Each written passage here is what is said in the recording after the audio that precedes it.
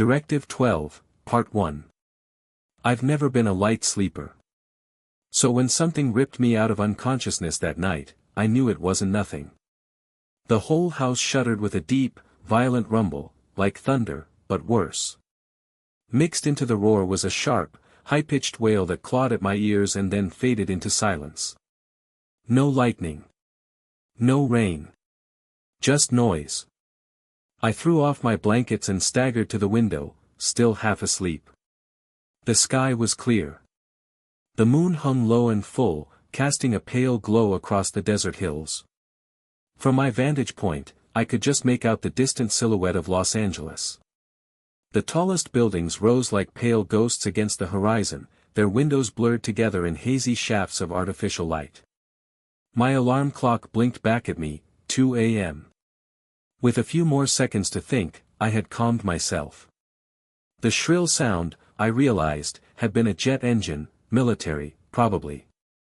I lived less than an hour from Edwards Air Force Base. Flyovers weren't uncommon, even in the dead of night.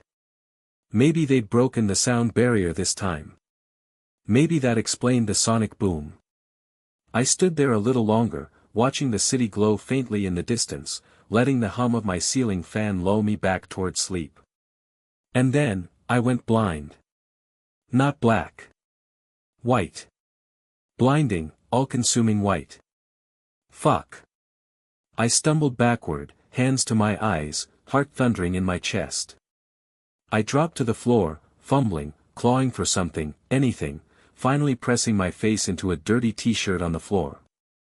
I stayed there, gasping, until the burning whiteness faded to dim orange, then darkness again. When I opened my eyes, the room was bathed in a dull orange glow, coming from the window.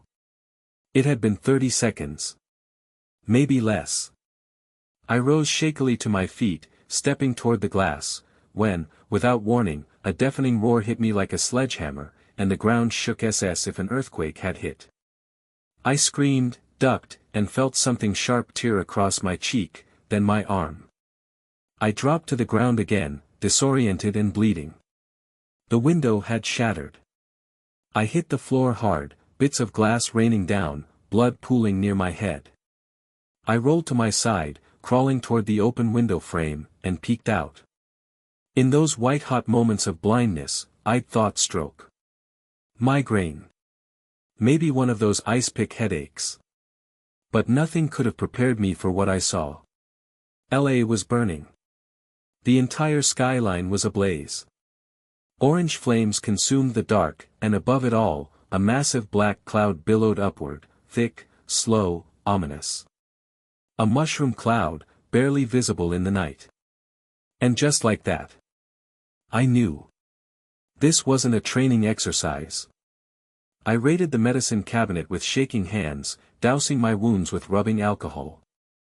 The gash on my arm stung like hell as I wrapped it in gauze.